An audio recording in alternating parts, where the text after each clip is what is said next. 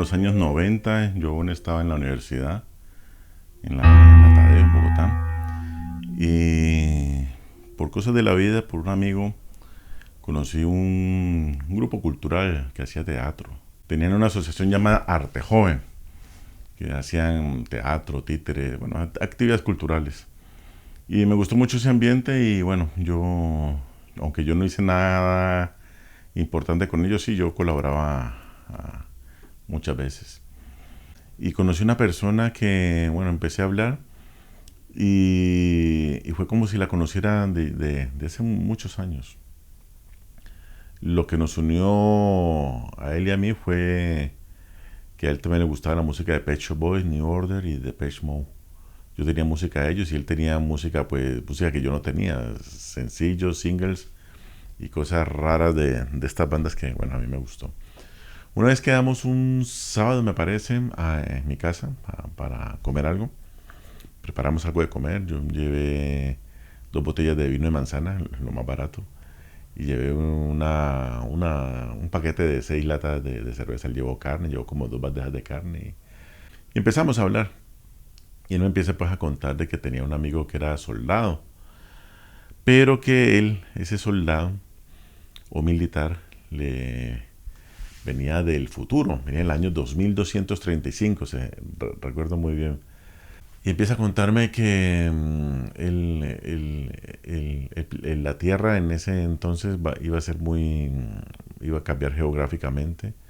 Había un impacto que había cambiado la geografía del planeta. Toda la cordillera de los Andes, toda la región andina se había hundido bajo el mar. Colombia había quedado como menos de la mitad de lo que era. Centroamérica prácticamente estaba desaparecido. Y así, ¿no? Cosas así de la geografía. Y bueno, entonces me contaba él que este soldado pertenecía, bueno, este militar, que, bueno, era militar, pero no era el tipo de militar que en la actualidad conocemos, ¿no? Había varios rangos de miembros de seguridad y él estaba en uno de los rangos altos en la pirámide. Era militar, pero bueno, no era el militar como lo conocemos hoy.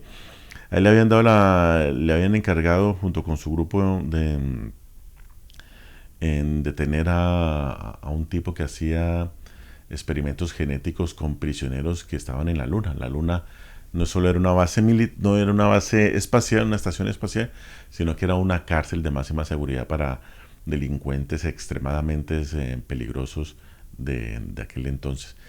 Y resulta que una redada, algo salió mal y este tipo logra, digamos, escapar.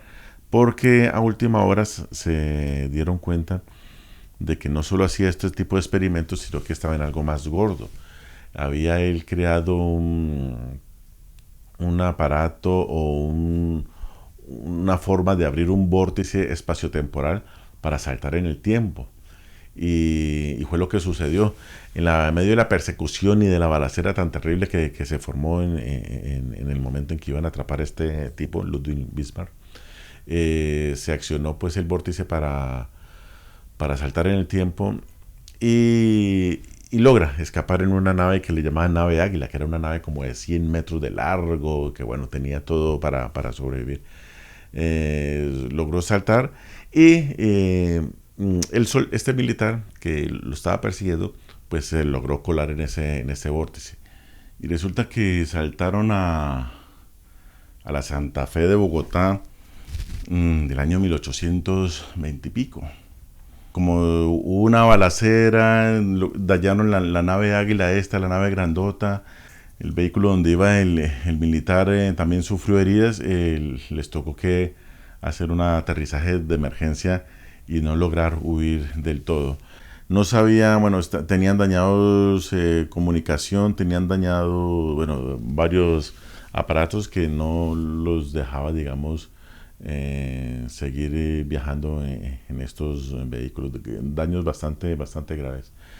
Y no sabían dónde estaban, no sabían en qué parte del tiempo estaban, no sabían el lugar, no sabían nada. Hacía mucho frío, la temperatura, según me cuenta, era de casi 5 grados. Y entonces se les ocurrió la idea de escuchar lo que en la otra nave hablaban a través de los equipos de comunicación y se dieron cuenta de que estaban en la Santa Fe de Bogotá el año 1800 y pico, de que ellos tenían problemas, no podían, digamos, salir de ahí y estaban prácticamente atrapados en el tiempo. Había un pueblo cerca de ahí, a unos kilómetros de ahí, así que este militar decidió, pero tomó la decisión de ir de noche a este sitio y averiguar dónde estaba, cómo era el sitio y a ver si encontraba alguna tienda de ropa, almacén de ropa, para robar y pasar desapercibidos en ese entonces, ya que su vestuario era bastante diferente al de ese entonces. El militar llega de noche, se comunica a través de una pulsera que tenía en la muñeca con la nave. La calle estaba vacía, parecía un pueblo, eso sí, bueno, de hecho era un pueblo. Cuando cruzando una esquina se topa con un hombre que iba en ropa interior, bueno, ropa interior de ese entonces, que era un traje de lana que le cubría el cuello, las muñecas, los tobillos, era un enterizo. Y el tipo al verlo le suplicó que no lo matara, que por favor lo ayudara, que esto, que el otro. Estaba bastante nervioso, estaba descalzo incluso. Y detrás de él venían a varios metros de ahí, venían bastante gente iracunda, venía con machetes, con espadas, con togas, teas, antorchas, gritando viva la libertad. Recuerdo bien que me lo decía. Como se vio envuelto en digamos, en esta discusión, en este tropel, él le tocó activar una proyección holográfica de su muñeca o proyección visual o lo que sea, y lo que hizo fue que la gente que estaba ahí, los que querían matar a esta persona que estaba, digamos, en ropa interior, pues salieron despavoridos porque pensaban que era una virgen, ¿no? Bueno, así fue como este militar no quería, digamos, alterar los sucesos del pasado para que se vieran reflejados en el futuro. Salió con esta persona en ropa interior, con ese frío, y se escondieron en un puente al lado de un río que había cerca de ahí. Así pasó la noche, se escuchaban gritos al fondo de viva la libertad, viva la libertad. Y bueno, empezaban a hablar debajo de este puente con ese frío que hacía a esa hora de la noche.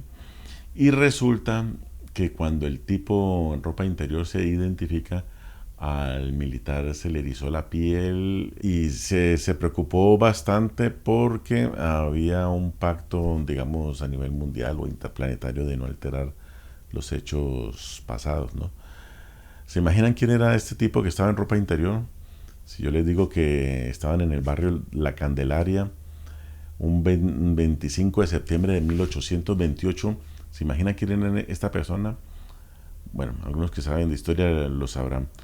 Pues resulta que este hombre se identificó como Simón José Antonio de la Santísima Trinidad Bolívar Palacios Ponte y Blanco. Algo así era el nombre.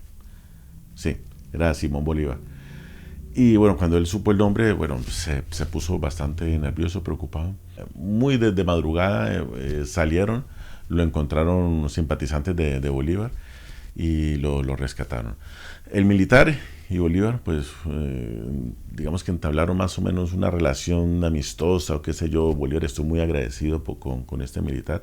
El caso es que el militar enterró una cápsula de tiempo que se encendía en septiembre del año 2234, la enterró en lo que en la actualidad es el Parque Salitre de Bogotá.